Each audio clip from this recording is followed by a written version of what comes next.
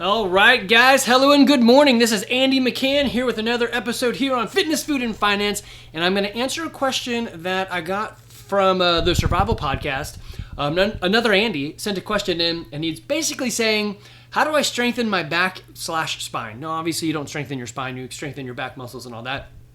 But in a nutshell, he says he's 35 and he pulled his back and pinched a sciatic nerve and he got it fixed by a chiropractor. But what can I do to keep my back strong as I grow older? Hey man, I represent that for sure.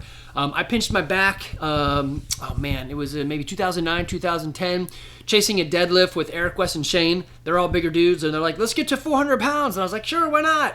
And so I did make it, and over time I've gotten up to like 407, so I did catch up to the ability that I should have had, but I pushed too hard way early on, and I pinched something in my back. Some days I still have, when I wake up, I have to lay in a fetal position to kind of pull my back or loosen it up. And it usually happens if I forget to do my rolling maintenance procedure. And I'm going to have this all in the show notes, but I'll show it to you as well. If you're on the video, you'll see it. If you're not in the video, then you're just going to hear me talk about it. And I'm going to talk about some exercises I would do for you guys. So there's going to be kind of two ways to do this. One is you don't do anything and your back hurts. The other is you're here at the gym. What do I do to help my back? Okay, so the other thing he mentioned was I have a desk job, so he's sitting all day, but then he's also very active outside on his homestead. Of course, the Survival Podcast is a lot about homesteading. Y'all should listen to that one. It's a great podcast. Jack Spirko is an awesome host. Anyway, so actually, let me show you. If you're watching, you'll see it right here. This is part of the Survival Podcast. So on Thursday, he does an experts show, and I am one of the experts for health and fitness. Of course, on this podcast, it's food, fitness, and finance. But over there, he's got John Pugliano, who has his own wealth-steading business. So he does all the finance stuff. I just listen and obey. So actually, here's a great lesson for you guys. Find someone you know, like, and trust that is already doing what you want, and then listen to their advice. So when John says a thing, I pretty much will do it. When Jack says a thing in this environment that I like, homesteading, Bitcoin, all that, I pretty much will just go, all right, I'm going to listen. Okay, so what could I do? So the number one thing is CrossFit, right? So if you go to CrossFit's main page and you type in, like, what is it? It's going to tell you CrossFit is a core to extremity muscular recruitment foundational program. So its whole thing is to strengthen your core, your inside, to the extremity, your hand. So if you think about what's going on in an athlete or the pursuit of functional fitness is you're not just doing like calf raises or bicep curls. The thing you're doing has a point to it, like in the other Andy's case, swinging an axe, right?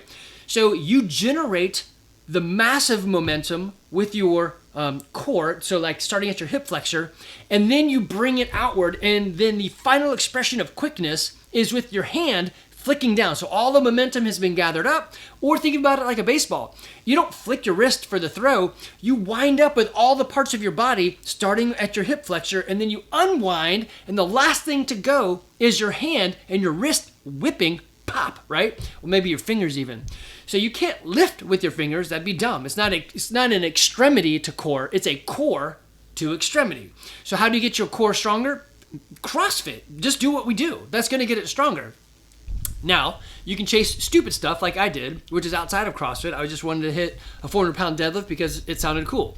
And you might do something dumb. Now, if you're doing movements that involve explosiveness and twisting, like throwing a baseball, throwing a football, swinging an axe, or tossing wood like sideways, right? Or shoveling. Usually that's not explosive, but you know what I mean. Maybe at the end you flick, or with the log you throw. There's a high propensity for a pinch to happen. It's not uncommon. So here's what I do to keep my back in shape. I've got this foam rolling technique. Let me see if I can, I don't know if I can play it. Sometimes it like says, I've violated the copyright by playing a video, even though it's like my own video, so I don't understand. Not that I'm monetizing any of this, but I don't know. I don't want to break any rules. So anyway, this is my video. You can go to at Andy McCann 42 and on YouTube, and then just type in rolling, and you'll see it. But this is my maintenance mode rolling out after every class. So what you're going to see is I'm on a PVC pipe. Why? Because it hurts more. It's like having somebody stand on your back and massage it rather than just lightly press. So this hurts a lot more. You get a lot more bang for the buck. I'm going to roll my right and left glute. So maybe I won't play it. I'll just roll it. I'll just slide it forward. There you go. You can see me leaning. And I've got my, in that case, it'd be my right glute rolling back and forth. You're going to find as you roll over that glute muscle, your hip bone is going to get in the way, or your butt bone, whatever that pelvic bone down there is. That's good. When the muscle is jammed up on it and it goes pop, and you roll past it, that's what you want. You want to find that precipice, that point where it's about to pop, and just sit on it and let it smash. That's going to be good stuff. So you do that on your right side, do it on the left side. The next thing I do is I drop in front of the roller, and I do the exact same thing on my lower back. So here you can see me leaning over to the right, and I'm getting not on your spine, but the muscles to the side. I think you're like your back strap, right? I'm sure it's got an appropriate name, but I don't know what it is. So you roll that out. You're going to roll from your belt line up to your shoulder blade. Sometimes I roll past my shoulder blade. It just depends on how I'm feeling. I'll do that back and forth a few times. And the last thing I'm going to do is flip all the way over and roll out my IT band. So let's see if I pointed it out on this video. Yeah, there you go. If you're wearing blue jeans or anything that has a seam on the side of your pants, your IT band is about where that outside seam is, maybe a little bit up, maybe about an inch up, depending on where that seam kind of fits. But it's about, if your leg was a clock, it'd be at like the 10:30 position. And when you roll your IT band, you'll know you're there because you're going to want to crap your pants. It hurts a lot. The goal would be to do this long enough over time, like 3 months or whatever, for it to stop hurting. If it still hurts, then you need to keep going, right? So keep going until the pain goes away, not in the one session, but over time. So, and then upgrade to a harder pipe. So I would recommend you guys use this right here. It's an Amazon foam roller. I think this guy is only like $10, or there it is, $15. Actually, I'd get the 12-inch one, so because you don't need a really wide one, and that one's $11. And I think this has got like 112,000 reviews and 4.6 stars, so that's pretty dang good. We use these at the gym as well. I would roll out all the time. I would roll out all the time no matter what, but especially if your back hurt. So that's the video. The thing that I use is this guy right here. It's just a 2 foot, 4-inch in diameter pipe, and it's from Home Depot. It's weirdly also like $15. So I'd go there. The other thing you can do is, there used to be a site called ROMWOD, so it was kind of a play off of mobility and workout of the day. Anyway, they've changed it to pliability. So if you go to pliability.com, you can actually like find stretches that you can do to help yourself out right here.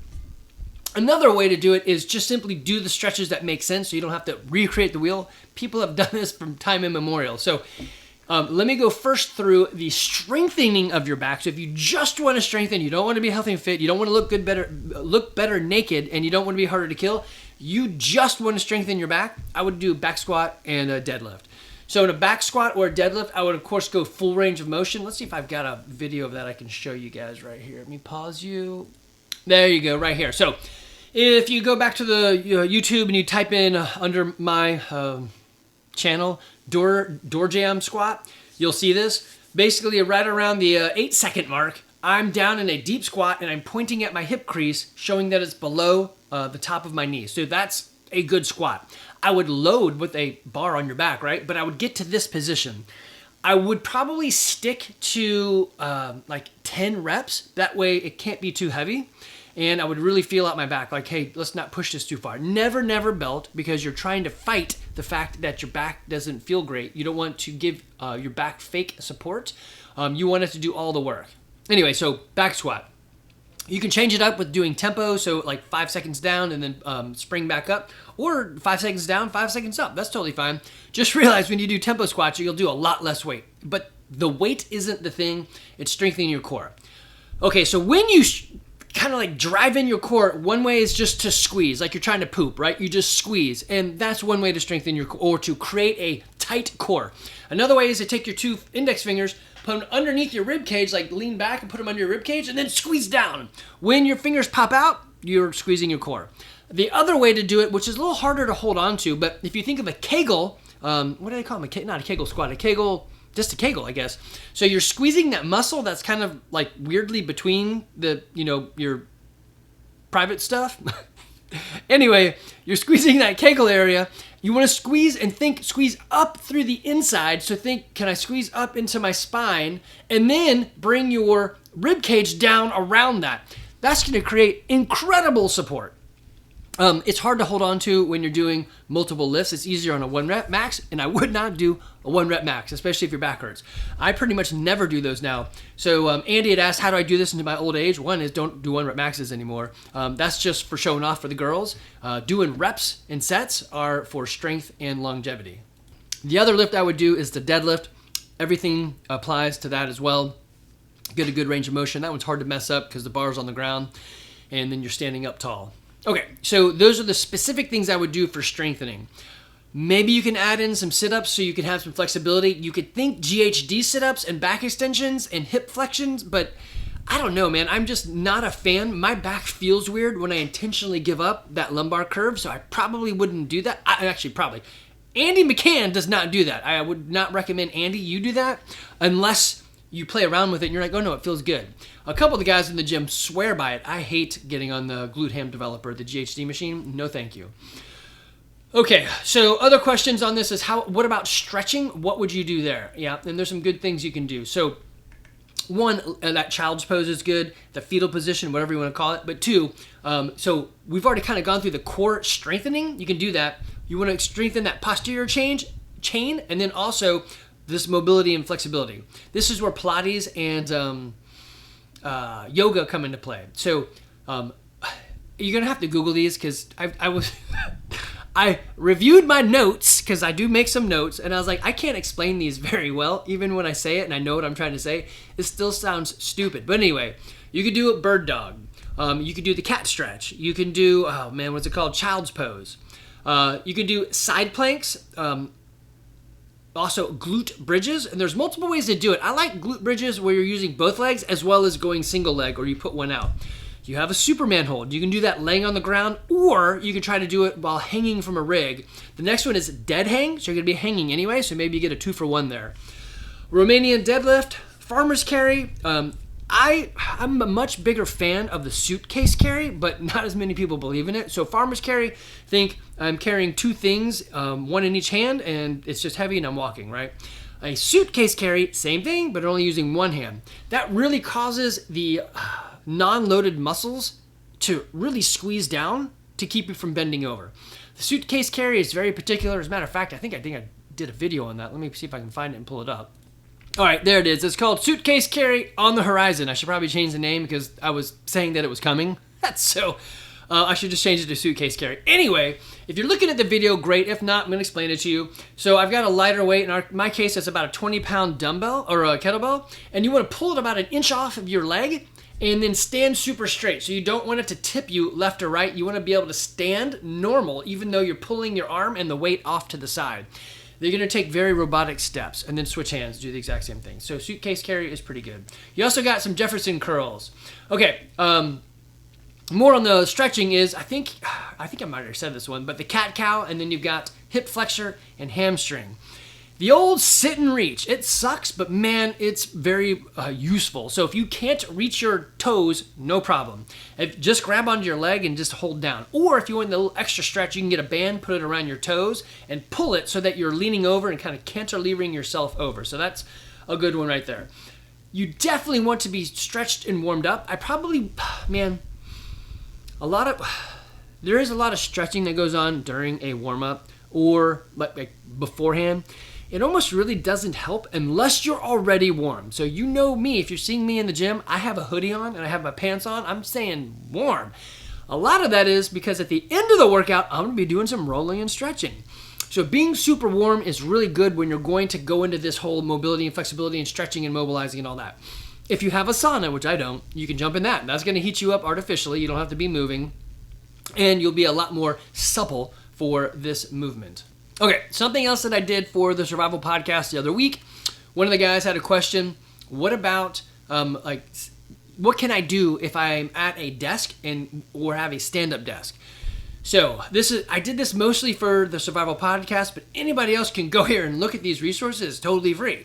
So if you go to crossfitgarage.com/TSPC, so the Survival Podcast, you'll see the things that I've been putting together for that audience over the last couple months. I just keep getting the links added here so you can find it really easy. So there is one that says exercise at your desk. Weirdly, that's what it's about. If you click on it, it's going to give you some things that I would do. There's also one called regain mobility. weirdly, that's what it talks about, right? There's an at-home test. Am I healthy enough? I guess I should change that one. At-home test for health and fitness. But anyway, there is resources here for you so that you don't have to go around searching for it. I mean, it's right here. This is what we talk about. Easy to click, and you can walk through these things.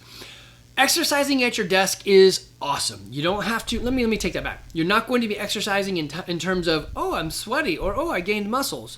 What you're doing is fighting this. I've sat for 8 hours. Feebleness is chasing you down, and it wants you to die, right? Time is not on your side. Well, time is on your side, but you know what I mean. Time is against you. Every moment that's gone by will never come back. Your body is the ultimate adaptation machine. If you tell it, I'm going to sit at work and then go home and sit and read and eat and then lay down and go to bed, your body will shrink to fit the world you gave it. So your tendons will shrink, your muscles will shrink, your diet will shrink. So if you eat too much, you'll just get fat, right? If you push the other side of that, your body's gonna be like, oh damn, he's doing a thruster in the middle of the day. I should probably keep myself mobile to do that. So it'll start trying to recruit muscle, to lengthen tendons, all that sort of stuff. So you want to do things. You don't want to be sedentary. So look at that exercise at your desk. You can see a bunch of things you can do. Probably the easiest and best thing, I would buy some dumbbells, maybe like 20 pounders or 30 pounders. And then I would stand up every 30 minutes and do like 10 thrusters. Those are really hard to do. It'll probably tire you out, but it's like an awesome movement. In this long scope of the things that I've done here at CrossFit Garage in the last 20-ish years, what I would tell you, what I have come up with that is the secret of all secrets is, one, stay away from processed foods, stay away from sugar, and then two is on the exercise side, get out of breath 3 times a week, lift something heavy 3 times a week, squat below parallel 3 times a week. Mix that up as much as creativity will allow, and you are going to do damn good, right? I guess I would throw in there use intensity, but that kind of getting out of breath is part of that. If you go for a long jog, you never really get out of breath. You want to go for a fast jog, right? So intensity is the key. Okay, what else do I want to tell you here? Okay, so off of the desk idea, in the things that you're doing, obviously warm up beforehand. Stretching really doesn't work unless you hold the position for 2 minutes or you're super warm and kind of in that adaptation phase. You want to use good mechanics. Why even do any of the things we do unless you're going to do it well? So it is embarrassing to me to see people go to the gym and they do a squat and they spend all this time in the gym and they're doing like a quarter squat, so they're just going down a tiny bit. You're like, what the hell is that even doing? Yes, you lifted more weight, but they erroneously equate the weight that I'm lifting to the fitness that I am. I mean, it's not really true. Think of the strongest men that you can know, of these strongman competitions.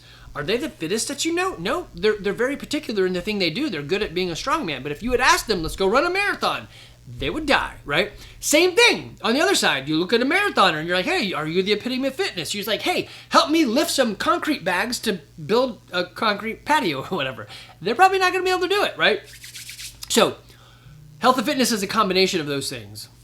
Other ones you can do, obviously stay hydrated and work on your grip strength. So the insurance people will tell you that your longevity is sort of equated, what do they call that? It's corollary, not causation, but it's the other one. Causation and the other word, whatever. I can't think of it right now.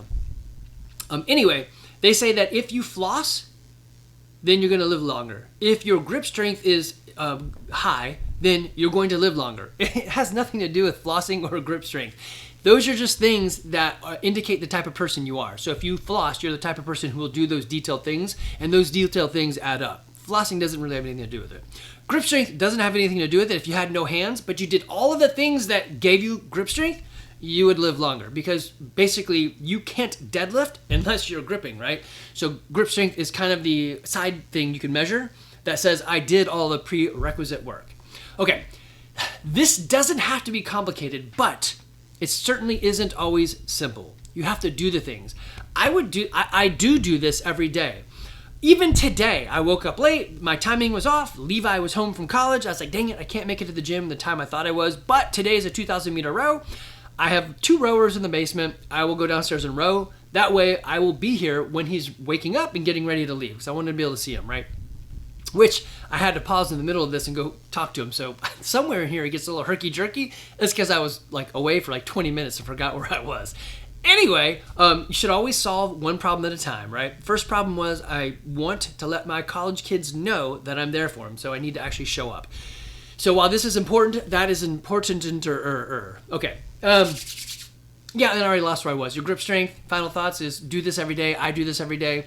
Listen to your body. Understand what's wrong. I know I'm solving for, my future goal is to be healthy and fit enough to coach my kids in soccer. Does it have to be soccer? No. But the idea is I'm healthy and fit enough to coach my kids. I have to be active. They also have to like me, because if they don't like me, they're going to be like, no, Dad, you can't coach them because you're a dick. So I'm working on that. Okay. Other things for you gym guys. We're here at the end of what I wanted to tell you, but I've got some fun things for you guys here in Woodstock. If you're in Woodstock, come to CrossFit Garage. If you're in Cherokee County, I got some stuff for you too. You probably don't want to come to my gym because you're too far away. We do have garagefitness.online, so you guys, if you're actually not here and you want to sign up for something cool, we've got that. It sort of follows what we're doing. Brandon Phillips is doing the programming, but I've got some other things for you guys. One, we have game night. Let me see if I can find the game night post. Hold on. All right, here we go. So we did game night. So we're flip-flopping back and forth between D&D, DCC, and board games, depending on who's showing up. So here we've got David, Jordan, Stu, and Dean. Dean is Star's husband. Star was a member, back before COVID, before that kind of went crazy, right? And she owns one of the gymnastics places that I can't think of the name of, that they moved it down to Marietta. Anyway, so Dean was here, and we'll be doing this again. So our next get-together is going to be, oh man, I already forgot what the date because we moved it. Hold on. It's going to be March 9th here at the McCann Zombie Complex. So we just park on the grass and we meet in the basement. And we'll do something. So a lot of us show up, great. We'll just split into two groups. If it's, a few of us, then we'll put it all together. So it's a time for us to get together. Next thing, I know you're looking at this going, wait, is it just for guys? No, the answer is no. Ladies can come too. But I am starting a men's group. One of my buddies, I go to the Tuesday morning Bible study group, and he said, hey, you guys should be replicating this other places because people need you. I'm like, all right. I mean, I know a bunch of people and whatever. Let's do this thing. What are we going to do? I don't know. I'm going to ask you guys what you're looking for. I know as a 50-year-old man, I've gone ahead of many of you guys, but there are people ahead of me. Like Jeff Binky said, hey, I'm in. This sounds cool. We can all learn a lot from Jeff. He's got a lot of great life under his belt. And I think many of us would probably say, I would love to be where he's at. He and I are both healthy and fit. He is healthier and fitter because he can do what I do, but he's older. He also has grandchildren. I don't have that. And they love him, and I want that, right? So we want to get together and help each other grow. The format of it, I don't know. The first thing is to show up and do it, and we'll get it going. This will be just for guys because I'm not a girl, and I don't have great advice for you guys. Mostly I just say, when the ladies in my life, my daughters and my wife talk to me, then I say, oh, well, I think that bitch is crazy. Or I say, I think that bitch is jealous of you. And that has served me well for the last 6 months. So I'm sticking with that. Anyway, so we got that. Now, other thing is, if you're a homesteader or got some chickens, let me pause and find that post for you. There is a group called Cherokee County Chicken Club. And I posted in there, hey, how about a meetup? What if we just get together? Not to swap chickens or any of that junk, just to say, hey, this is what I'm doing. And I have problems with this, that, and the other thing. Would you guys help me? All right? Or how would you solve this problem or whatever? Just to know people that are local that have chickens. Yes, I have a lot of chickens, but the coyotes and the hawks terrorize me. So I'm trying to figure out how to win against them. Right now I've got about 50 chickens and about maybe 20 of them are roosters. So I'm going to have to process those. So there's two things we're doing. One is just a meetup. Hey, let's get together. If you're with the garage and you already know we're meeting, we'll just meet here and we'll talk chickens. If you have chickens, then great. If you're interested in chickens, great. This is when you come. If you're in the Cherokee County area and you think, oh, homesteading or chickens would be interesting, then we're trying to set this up. We're going to do a first pass through. I think we're going to do it this coming Sunday. So I think this podcast will come out after we've already done it. There's probably going to be 4 of us show up. We're just going to talk and just say, hey, we're not axe murderers. We're normal people and we've got chickens, right? So you got to do the first meet and greet to let everybody know that, hey, we're all normal. We'll do that.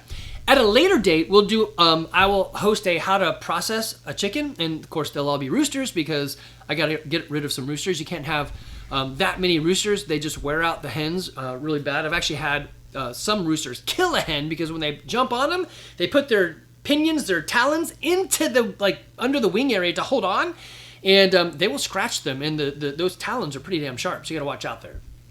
So we got that coming up. one thing I am trying to do a better job of is as I enter into this empty nest phase, I still have Evie, but she drives and she's very self-sufficient. So I'm kind of getting there ahead of time, but I'm trying to take the opportunities that I have and bring it to you guys and say, hey, how can I help? What can I do to help you guys along the way? I would love to help you minimize risk and maximize the advantage of whatever it is you want.